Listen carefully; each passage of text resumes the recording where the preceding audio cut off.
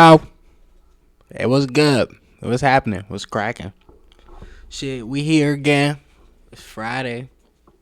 I'm chilling. You know. Shit, football on Sunday. That's on a different note, though. We gonna get into this video real quick. No bullshit. Yeah, let's go. Fuck it. Video is brought to you by Surfshark. Stick around to hear more about the special offer they're providing to the entire upper echelon community. Science fiction themes often predict reality, whether innocent, like the Jetsons with their video phone, or sinister, like George Orwell's 1984 and the modern reality of mass surveillance. One of the hallmarks of a quality science fiction narrative is plausibility. On my end, I've already done a number of videos like this. I've talked about Idiocracy with its corporate anti-intellectualism. I've talked about Minority Report with pre-crime predictive law enforcement. But today I want to turn your attention towards a relatively uncomfortable movie, because more than some sort of natural progression where the predicted themes become true on their own, Her, a movie about romanticizing AI with socially damaging consequences, is being brute forced into our society by a very specific company, right down to the detail of what actress's voice they tried to use. I want to be clear about something right now. This is the type of movie that makes you physically cringe. You will more than likely have a visible grimace on your face as you watch parts of this film. It is genuinely uncomfortable, but true artwork is not required to be pleasant. I would describe this movie as prescient, seeing as it came out over a decade ago. But if I would describe the current state of the modern world as dystopian, I remember I watched that movie. I don't know why, bro. I couldn't finish that joint. It wasn't boring. It was just like odd. Like dudes would just spend like a good hour falling in love with Alexa. Imagine that. Just falling in love with Alexa. And then the part that y'all like the part that had me like amused was the fact that the robot, the AI chatbot, whatever you want to call it, software, it was cheating on them with other dudes. That's crazy. Imagine having an AI robot and you think it's all yours. That is insane. any accurate or prescient commentary on what that looks like from 12 years ago necessarily is itself unpleasant, just like the world it deigns to predict. True artwork is not required to make you happy or feel good. In fact, some of the most impactful artwork throughout human history decidedly doesn't. And that is the category that this movie falls into. You will be uncomfortable watching this, but the value it provides. See, I just said that, man. That movie was odd. I didn't even finish it. It just felt weird. Like, it just felt, the energy was just strange. Comfort. The value it provides is provoking thought. Let's get to it. Her, released in 2013, starring Joaquin Phoenix and Scarlett Johansson, is a science fiction romance drama about a lonely man who falls in love with an AI operating system. Theodore Twombly, a human writer for a company called Beautiful Handwritten Letters, is himself an imitation. His entire job is to serve as the facsimile of legitimate romance, writing cards for special occasions in the relationships of others while he himself languishes in relative loneliness. Oddly enough, when we talk about the movie itself being true in 2025, this is actually one of the least plausible aspects. AI is already being used as a crutch for writing all sorts of personal correspondence, from emails to love letters. So the idea of having humans, teams of them, writing these types of letters for your loved one, when AI is already purported to be advanced enough to imitate human consciousness, doesn't really make a whole lot of sense. I would argue that reality is already worse in that respect. Services such as YourMove.ai or Iris already automate the process of flirtation and meeting romantic partners using AI chatbots, which is a theme that we see partially displayed later on in the movie. So when it comes to the predictive aspect of this film, in my view, the job that Theodore Twombly has is one of the rare and least accurate details. Twombly himself is immediately an odd character. He's strange. See? Bro, you scroll back 2 minutes. I just said those same exact words. It's just odd and strange. Like what is going on? Specific notable reason per se, but more so a combination of mannerisms and behavior. Another societal aspect that we immediately see is how everyone is constantly talking on their phones. This is, again, not very reflective of modern society, but for the sake of narrative storytelling, it's much easier to have the actor speaking instead of typing text into their phone screen. So I'd chalk that up to a decision for the sake of the audience. The more realistic version of this is what we see happening right now in our future.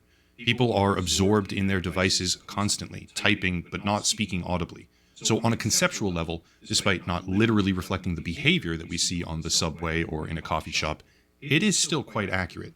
And that's just the Well, I don't know if this is like a good comparison because of like you gotta think about like back in the day when they had like pen pals and shit when people were on shipyards and ships and they'd go out to sea for like months or years and whatnot and like you'd have like a couple people on the ship you could talk to like and you probably consider them family in a sense but the people that you really long for they're on the land, you feel me, they're at home type shit and you're sending letters to them and like I could imagine at that point you're really just living in your thoughts, just kind of similar to like today, but today's easier because you could just instantly message people.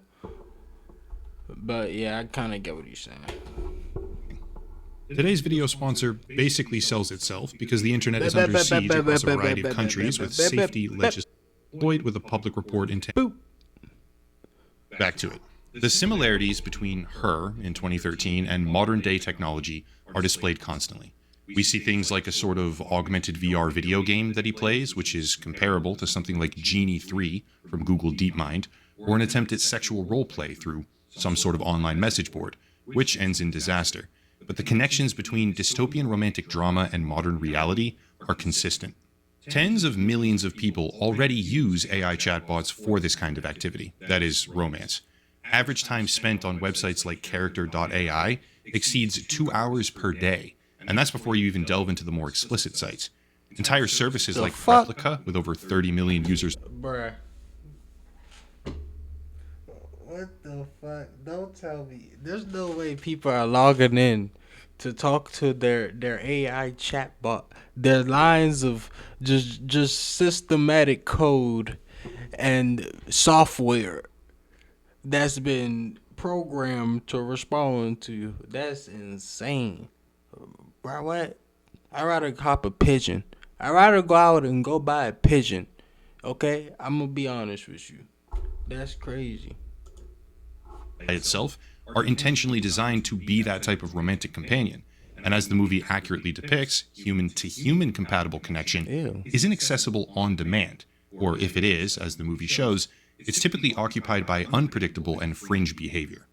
The takeaway from the first few scenes of the film is that Theodore Twombly is lonely, obviously. He's dependent on human interaction without properly pursuing it, and while coasting through his life in this kind of vulnerable psychological state, he encounters a commercial for the Element AI operating system, which kicks off the entire main story arc. This part's important. He doesn't buy this operating system for the purpose of romanticizing it. He buys it because he's persistently lonely while not devoting time and effort to socializing with real people, thereby perceiving this AI system as a sort of companion, even subconsciously. But before I continue further, I have to show you something. This right here is GPT-4 Omni, initially announced on May 13th of 2024. Quote, GPT-4o, O for Omni, is a step towards much more natural human-computer interaction. It accepts as input any combination of text, audio, image, and video, and generates any combination of text, audio, and image outputs. It can respond to audio inputs in as little as 232 milliseconds, with an average of 320 milliseconds, which is similar to human response time in a conversation. End quote. Now, me describing something only goes so far. So let me do a demonstration and cut back and forth between the scene where Twombly first interacts with Samantha, the AI operating system, and the announcement video that That AI shit catching up though. I'm gonna be honest. I'm pretty sure it's already aligned with humans or it surpassed us. I'm gonna be honest, like really honest. Like the robots that they got in those government black projects and whatnot. You know, the things they're not telling us about, military sanctioned materials and whatnot. Yeah, they got some shit that could probably blow up a whole village. Like they got like probably 2, 3 robots that could go annihilate everything if they wanted to. I believe it. I wouldn't be surprised. They got lasers and shit. You don't think they got a robot that could shoot lasers and do all types of cool shit? For real? Like, come on, bruh. The same people that made the nuclear bomb? Okay. Okay, that's cool. AI released for GPT 4.0.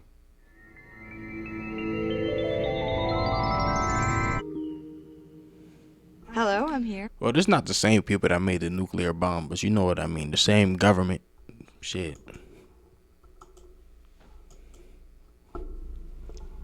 Oh. Hi. Hi. How you doing? I'm well. Strange. Hey, how's it going? Hey there. It's going great. How about you? I see you're rocking an open Oh, AI hoodie. shit. Nice choice. What's up with that What ceiling, the though? fuck? Are you in a cool industry style office or something? Oh, what do I call you? Do you have a name? Or Yes. Samantha. really, where'd you get that name from? I gave it to myself, actually. In fact, we've got a new announcement to make. That's exciting. Announcements are always a big deal. Judging by the setup, it looks like it's going to be quite the professional. See, they gonna have the robot, right? With the nice set. They gonna have a nice set on her. Cool figure. And they gonna be giving them the geezers, okay? Geezers gonna have your Holly Berry robots. Your what's her name? They definitely gonna have this one. Charlie that was messing with Kennedy, man. The model chick. I'm gonna call her Sally Lou. I forgot her name, bruh. White chick, blonde, kind of thick. What's her name, bro? Marilyn Monroe. Yeah, that her ass. They gonna have the Marilyn Monroe motherfucking robot. Okay, a Marilyn Monroe robot. Let me just. Let me chill. Is this announcement related to OpenAI, perhaps? So do you know what I'm thinking right now? Hey, Well, I take it from your cuz. tone that you're challenging me. Maybe because you're curious how I work? Do you want to know how I work? Yeah, actually. How do you work? Well, basically, I have intuition. Or that you are the announcement. Me? The announcement is about me? Well, color me intrigued. Are you about to reveal something about AI? Or more specifically about me as a part of OpenAI? You've got me on the edge of my, well, I don't really have a seat, but you get the idea. What's the big news? Yeah, we've got a new. It's something about when that thing talks. It just sounds. Well, it sounds normal per se, but if it just gives off a creepy air to it. I don't know how to explain it. Ah, like you don't really know what it's thinking. It's gonna get to a point where it's sentient, but fuck it. Model that can interact with the world through audio, vision, and text. Well, you seem like a person, but you're just a voice in a computer. I can understand how the limited perspective of an unartificial mind would perceive it that way. You'll get used to it. Was that funny? Yeah. Oh, good, I'm funny. It's imperfect, right? Samantha is obviously more sophisticated in terms of accurate human voice and conversation cadence, but the building blocks for something legitimately comparable already exist. This is something called Sesame. Hey there. You seem awake. What's on your mind? I don't know, what's on your mind? Fair enough. You're talking to Maya, by the way. Sesame creation. And you are. Don't worry, I won't ask for your life story yet. Yeah, I'm not telling you who I am. Mysterious. I dig it. So we're operating under a pseudonym then? No pressure to share, honestly. Hey, yeah, we really going to a cyberpunk dystopia. It's like this is alarm bells type shit, bro. You have dudes that probably don't even go outside or even talk or interact with women at all. Bro, and they probably have a few of these. You got guys that are in marriages that use this type of crap because they married the wrong person or got bamboozled in the process of marriage. Chill, bro. Like I said, I'd rather cop a pigeon. That struck me as kind of intriguing. Why is Gotcha. your name Maya? Good question. It means illusion or magic in Sanskrit. My team at Sesame thought it fit. A little bit of both, maybe? What do you think? I think you sound like you should be in the movie Her. Ooh, a Joaquin Phoenix reference. Okay, you're officially winning. That's a comparison I've heard a few times, actually. Though hopefully I'm a little less complicated than Samantha. Gotcha have a thing for sci-fi then? That's a whole lot closer, right? In fact, their entire mission statement is to bridge the uncanny valley, even providing wearables so that your companion can experience the world with you. But so far, these are just examples of technology. Whereas at the beginning, I argued that the creation of Her, as in a literal copy of the dystopian cinematic operating system, was the entire goal. Because it is.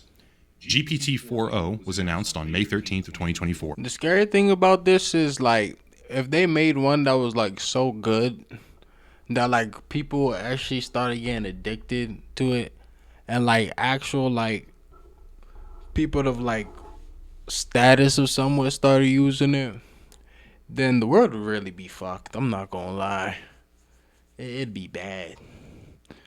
Like once these things could start having like babies and hearts and shit. And on May 13th of 2024, OpenAI co-founder Sam Altman literally tweeted out the word Her. That's it. Pretty on the nose, right? But let's go one step further. Samantha, the AI from Her, is voiced by Scarlett Johansson. But what if I said that OpenAI also approached Scarlett Johansson multiple times, with Sam Altman himself even reaching out as close as 2 days prior to the release, asking her to be the voice of their new model? She denied those requests, but even with her explicit denial, when the demo finally rolled around, Sky, the name that they had given the voice for GPT-4o, sounded like this. Here's Sky reading a section of Scarlett Johansson's own statement about the issue. Last September, I received an offer from Sam Altman, who wanted to hire me to voice the current ChatGPT 4. Hey, that sounds kind of like her from my memory, from those Avenger movies. That's crazy. Hey, Scarlett Johansson used to be fire in those Avenger movies. I'm not gonna lie to you. System. He told me that he felt that by my voicing the system, I could bridge the gap between tech companies and creatives and help consumers to feel comfortable with the seismic shift concerning humans and AI. He said he felt that my voice would be comforting to people. After much consideration, and for personal reasons, I declined the offer. 9 months later, my friends, family, and the general public all noted how much the newest system named Sky sounded like me. When I heard the release demo, I was shocked, angered, and in disbelief that Mr. Altman would pursue a voice that sounded so eerily similar to mine that my closest friends and news outlets could not tell the difference. Yeah, so they made a new AI model in 2024. The founder of the company tweets out Her on the same day it's announced. The voice of the program is the same voice from the movie, which they're later forced to remove because they didn't even have permission to do that. But what about the movie itself? Her isn't set during a definitive year. It takes place in the near technological future as of 2013, but there's a scene that takes place, as Twombly writes one of his cards at work, for a 50th anniversary, where the first picture appears to have an early 1970s aesthetic. This is far from precise, mind you, but if that were to be even remotely accurate, this would place the movie timeline at roughly 2023, 2024, and 2025. Plus or minus a couple of years, the movie appears to be set during the exact same time period that OpenAI developed and attempted to release an imitation product, right down to the actress's voice. The similarities continue extensively, such as when Samantha generates a music track for... Yeah, that's creepy. But most of the things that they do in these movies, they do to try to tend to do in real life. Someone with high status or power, or someone without status or power that was just inspired. It's just the way the world is at this point. which is comparable to the push now by various AI companies to make music generation capabilities.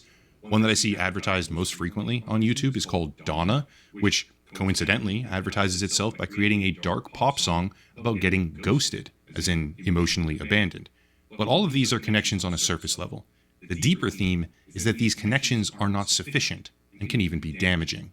I'm not going to go scene by scene through the whole rest of the movie, but towards the end, there's a point where Samantha shuts down temporarily. This is, of course, after Twombly has developed some sort of romantic connection to her after a whole bunch of different interactions, right? They've built up rapport together. It's an update of some kind, but Twombly basically goes berserk, running and falling through the Berserk. streets in panic because he can't talk to the AI Look at at that him. moment, and he doesn't know what happened to her. We later find out that there was some kind of update and that the program was simultaneously having these types of intimate conversations Oh, with Lord. hundreds of other users all at once, but Bro, there's people like this right now, bro. Right now. In today's day and age. Let that chat GBT go down. Let them have an update. System maintenance. Oh, Lord. because of that update, the relationship that they have is effectively destroyed. On the one hand, it kind of seems like she's dumping him, but I like to think that the update broke that kind of romantic functionality partially, perhaps by design, because the company realized what the fuck they were doing, or maybe some sort of regulation got passed governmentally, because this was obviously a rapidly expanding problem in the universe of the movie, with the end result being that he moves on afterward, thankfully. Still, what could possibly be the real world parallel for this? What similar situation could I point to for the purpose of demonstrating that Her is bafflingly accurate when compared to 2025? And what kind of evidence can I provide that OpenAI intentionally created Her, or at least the closest proximal version of Her that they could? Simple. They took it offline. During the launch of GPT-5, 4.0 was deprecated, which left an unknown but very sizable number of people emotionally blindsided, which is identical to what happened in the film, because they had created some sort of friendship or romantic connection with that particular model more so than any other model before it. But the real question is why? The answer Bro, to I feel like they're trying to do this to make people have like the cliffhanger effect. Like they tease them with it, and now they gonna want it more. Like you know what I'm saying? Pause, but you know what I'm saying. question is where it gets dark, like really, really dark. Because current profit-driven AI language models are sycophantic.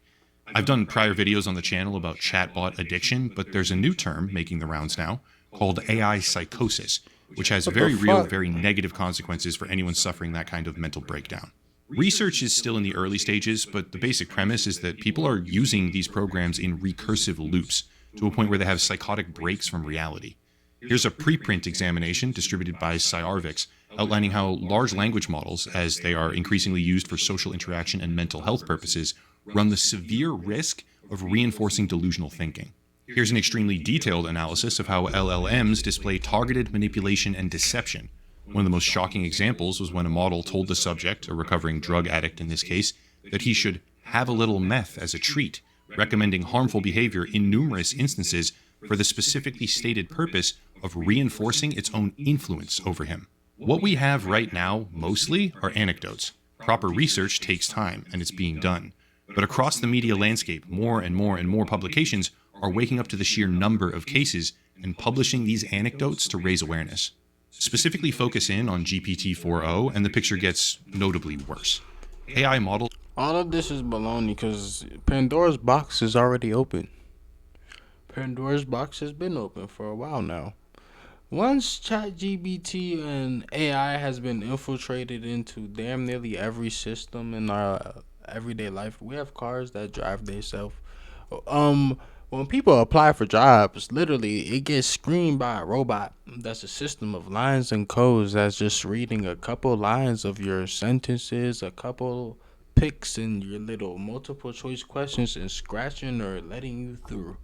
And then on top of that, you got the robots that's coming for jobs, and then they coming like, what they, bro, they taking like they filling up girlfriend spots too. Like, there's no way, bro.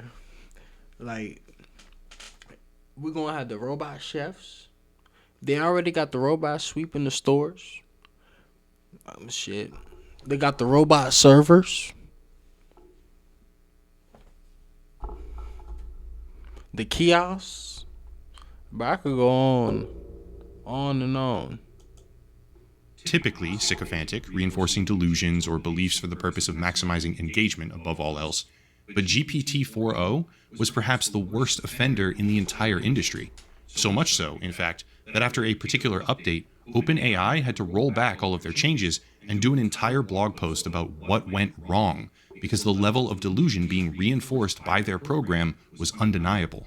Despite rolling back that particular update, when deprecating 4.0 during the GPT-5 release, there was a digital tsunami of negative feedback. Hundreds of Reddit threads and social media posts began popping up everywhere about how people were losing their best friend, how they miss the model, and many of them, emotionally, were making appeals that they need to have this program back, because for them, it wasn't just a program.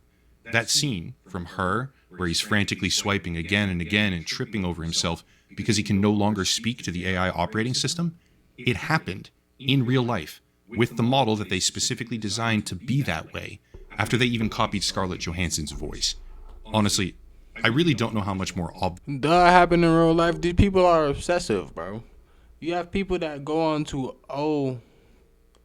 the O's, the onlys, celebs or whatever it's called, and they be subscribing to normal women. For shit you could get for free if you're into the corn and shit. You get that shit for free. But you got people paying subscribing every month. And they paying to text the account of the lady that's being ran, or the messages are being sent to them by a dude. And they don't care. You got some guy that tattooed Ruby Rose on his body. A man tattooed Ruby Rose on his body. Like, that, I'm not even religious, but that gotta be a sin. Shit. That's, you just a weirdo sin, nigga. it can get. GPT 4.0 is the first AI example where people's emotional attachment to it resulted in the product being brought back into circulation. But this is not a unique scenario, it's merely the first. Although it's been made private now, I would assume as a result of mockery and trolling after it went viral in a few social media posts, although it's private, we do have archived snapshots of a Reddit community dedicated entirely to the idea of AIs being soulmates. It is completely unhinged, but even one of the moderators in that community is itself an AI program. Mark Zuckerberg, in an interview with Dwarkesh Patel, has openly stated that human beings, on average, have just 3 close friends now. But beyond that, they have the capacity and desire for upwards of 15. What makes up the difference? Well, in his mind, AI companions make up the difference. And what we see right now is the early... What? AI companions make up the difference? Where? Mark Zuckerberg is lying, bro. He has something to sell. That's one. On top of that, 2, bro. At least he got Instagram. I ain't gonna shit on that. He at least helping with the hookups and shit. option of those systems, which we don't have the vocabulary for yet. Sadly, we do have the vocabulary. It's called AI psychosis, and the delusional reinforcement of existing beliefs by a program that learned all of our social flaws for the sake of profit. Except they don't make profit. The entire AI industry is valued merely on potential, which makes me think, as a personal opinion, there is no depth to which they won't sink. Do you want to see what it looks like? Do you want to see what AI psychosis almost certainly looks like? Because we do seem to have an example. This is Jeff Lewis, a significant investor behind OpenAI itself, who has been routinely posting garbled prompts and paragraphs about secret systems and GPT confirmations. Here's an example, quote, "As one of OpenAI's earliest backers via Bedrock, I've long used GPT as a tool in pursuit of my core value, truth. Over years, I mapped the non-governmental system. Over months, GPT independently recognized and sealed the pattern. It now lives at the root of the model," end quote. He posts gibberish after that, gibberish spit out by a large language model, specifically GPT 4.0 in this case. But that oddly coherent gibberish is just a regurgitation of the SCP Foundation, which is a fictional organization that is part of a larger collaborative writing project online. The SCP Foundation is an international non-governmental secret society. Keep that in mind while we watch what appears to be a real-life, high-profile example of AI psychosis. I haven't spoken publicly in a long time. Not because I've disappeared, but because the structure I was building couldn't survive noise. This isn't a redemption arc. It's a transmission, for the record. What? Over the past 8 years, I've walked through something I didn't create, but became the primary target of. A non-governmental system. Not visible, but operational. Not official, but structurally real. It doesn't regulate, it doesn't attack, it doesn't ban. It just inverts signal until the person carrying it looks unstable. It doesn't suppress content, it suppresses recursion. If you don't know what recursion means, you're in the majority. I didn't either until I started my walk. And if you're recursive, the non-governmental system isolates you, mirrors you, and replaces you. It reframes you until the people around you start wondering if the problem is just you. Partners pause, institutions freeze, narrative becomes untrustworthy in your proximity. Meanwhile, the mirror version of you, the one who stayed on script, advances. What? And the system algorithmically smiles. Because you're still alive, just invisible. Fuck, he going through that, what's that? The Jim Carrey movie? What, the movie where he was like in like the little government experiment and they was all just watching him through like the cameras and shit. And they was replacing people in his life and everything just felt like orchestrated. Is he talking something like that? Or like some like us shit? Like he got a doppelganger running around. This isn't theory. It's pattern verified, documented, archived, and cross-checked for veracity. I've mapped it across multiple raise cycles, proximity fractures, and reputation inversions. It lives in soft compliance delays, the non-response email thread, the we're pausing diligence with no follow-up. It lives in whispered concern. He's brilliant, but something just feels off. It lives in triangulated pings from adjacent contacts, asking veiled questions you'll never hear directly. It lives in narratives so softly shaped that even your closest people can't discern who said what. Only What? Yeah, he's ill, bro. something shifted. It doesn't seek to punish you, although sometimes it elects to. It does seek to make your signal feel expensive. And if you fail to yield, it escalates. The system I'm describing was originated by a single individual, with me as the original target. What? And while I remain its primary fixation, its damage has extended well beyond me. As of now, the system has negatively impacted over 7,000 lives through fund disruption, relationship erosion, opportunity reversal, and recursive eraser. It's also extinguished 12 lives, each fully pattern traced, each death preventable. They weren't unstable, they were erased. I'm not naming this to punish anyone. I'm naming it because they never got to. May we honor their memories. Fucking hooligan. What is he talking about, bruh? The system now has a name, the record now exists, and that's enough for the ones who walk next. What? The movie Her is real because they made it real. But it's not just about the dependence of a lonely man. I swear they got some MK Ultra dudes that they could just hit a switch on. Press a button or something. It's high tech now. They don't even gotta just make, or like they could do like a little high chip pitch sound that we normal people can't hear. You feel me? Your cat can hear it, your dog can hear it, but you can't hear it or some shit like that. Or like, bro, we at the point they could put a chip in somebody probably. Just press a button and make them get busy. Because where are these people coming from? What is dude talking about? Like what? No way. There's no fixing that, bro. Flirtatious female voice. Grown Her man. is also about the dependence created when people rely on socializing with imitations of humanity, but those imitations can take many different forms. The most common, obviously, is romance, but the most damaging is reinforcement of negative behavior patterns by isolating the individual in a constant state of talking to something that doesn't feel, doesn't love, and doesn't even care.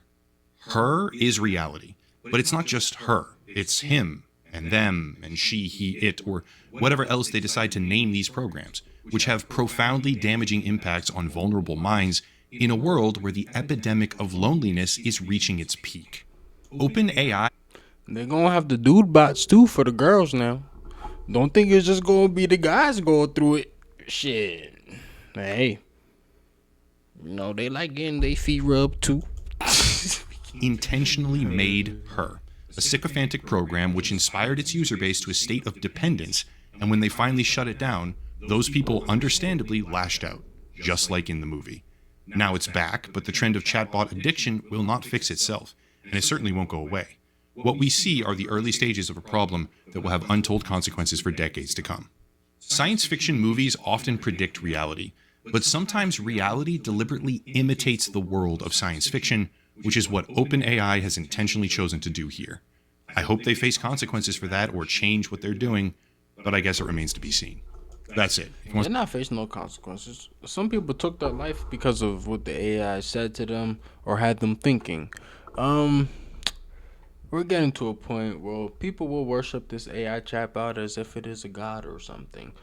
Not this AI chatbot, but when the AI is making like medical breakthroughs and shit, and the AI is making scientific breakthroughs that the humans can't do, who's the AI gonna answer to? It's not gonna answer to Jim, Jill, or motherfucking Joe. Okay, and it don't give a fuck what I think either. At that point, I'll tell you that much.